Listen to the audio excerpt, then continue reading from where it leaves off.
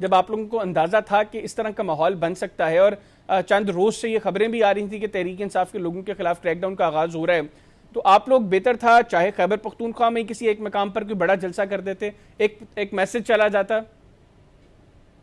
नहीं, मेरे ख्याल से ये जो आप बात कर रहे हैं ना, देखें आप ये देखें कि इतनी बड़ी फस्तायत के बावजूद लोग निकल रहे हैं और जाली मुकदमात बन रहे हैं, लोगों को नाअहल करार दिया जा रहा है। ऐसी कौन सी पार्टी आप बताएं ना मुझे कोई कि उसके साथ इतना बड़ा उनके खिलाफ क्रैकडाउन होता रहा है और फिर वो फिर भी खड़े रहे हैं।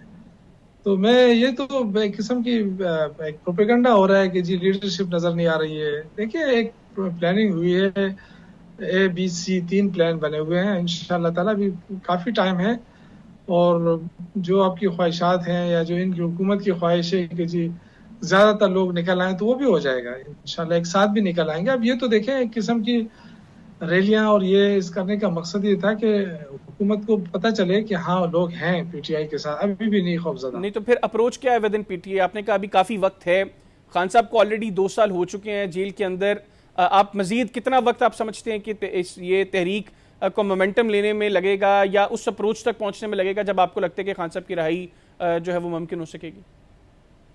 नहीं, आप क्या समझते हैं कि हम डंडे उठाएं और असला उठा के अडियाला जेल पे हमला कर दें? नहीं, मैं तो बिल्कुल ऐसा नहीं अगर आप समझता। देखें ना, हम तो मैं तो हम तो बिल्कुल ऐसा देखें नहीं ना, मैंने आपसे कहा समझता। कि सियासी लोग हैं, सियासी स्ट्रगल कर सकते हैं। उसमें महीना लगे, 2 महीने लगे, साल लगे, लेकिन सियासी स्ट्रगल जारी रखेंगे। एक तरफ फस्तायत है, हुकूमत जो है वो रियासती ताकत इस्तेमाल कर रही है आवाम के खिलाफ, दूसरी तरफ नहते आवाम है। हम्म। तो पूरी दुनिया के अंदर हमेशा जब सियासी लोग एहतजाज करते हैं तो उसकी एक वैल्यू होती है। आपने देखा मलेशिया के अंदर 20-30 हजार से ज्यादा लोग निकले, महातिर मोहम्मद साहब भी उसमें थे, तकरीरें हुई, पूरी जो पुलिस सिक्योरिटी थी वो उनको सिक्योर कर रही थी, सिक्योरिटी दे रही थी। यहाँ क्या होता है, यहाँ पंजाब पुलिस आके फायरिंग शुरू कर देती है, आंसू गैस की शेलिंग शुरू कर देती है। तो ये जो अमल है, मेरे ख्याल से ये पूरी दुनिया भी देख रही है। और आप लोग अपने जमीर पे भी देखें, जितना आजाद मीडिया है वो भी देख लें कि ये हुकूमत कर क्या रही है। या तो देखें ना, या तो मीनार पाकिस्तान पे जलसे की इजाजत दे दे, तो अंदाजा हो जाएगा कि तहरीक इंसाफ के पास लोग हैं या नहीं है। यहाँ तो वोट की ताकत होती है ना। ये तो नहीं है कि मैं आपसे कहूँ कि मेरे पास इतने क्लाशनकोप है और उधर इतने क्लाशनकोप है। नहीं, मैं तो मसला वोट की मसला बात करता हूँ। क्लैशनकोव्स ये का, वोट की इज्जत देने वाली बात करते हैं, तो वोट की मसला इज्जत ये कहाँ क्लैशनकोव्स दे का रहे या हैं? बंदूकों का या जो है वो डंडों का नहीं है। मसला ये कि फिर आप लोग चीज़ों को, मसाइल को किस तरीके से सेटल करेंगे। तहरीक इंसाफ के अंदर अप्रोच ये है कि हमने बैठने एस्टैब्लिशमेंट के साथ मुज़ाकरात करने हैं। हुकूमत कह रही है आप हमारे साथ बैठे हैं। आज भी आजम नज़ीर तारड़ साहब ने कहा कि तहरीक इंसाफ के जो खदशात हैं, जो तहफ़्फ़ुज़ात हैं, वो हमारे साथ बैठे हैं टेबल पर, हम उनके साथ बात करते हैं। हम आज भी उनके साथ बैठने को तैयार हैं। इवन 26वीं आईनी तरमीम के ऊपर उन्होंने कहा आप समझते हैं कि इसमें बेहतरी की गुंजाइश है तो हम उस पर भी आपके साथ बैठने को तैयार हैं। आप लोग क्यों फिर पॉलिटिकल सेटअप के साथ जो है वो गुफ्तगू करने को तैयार नहीं है?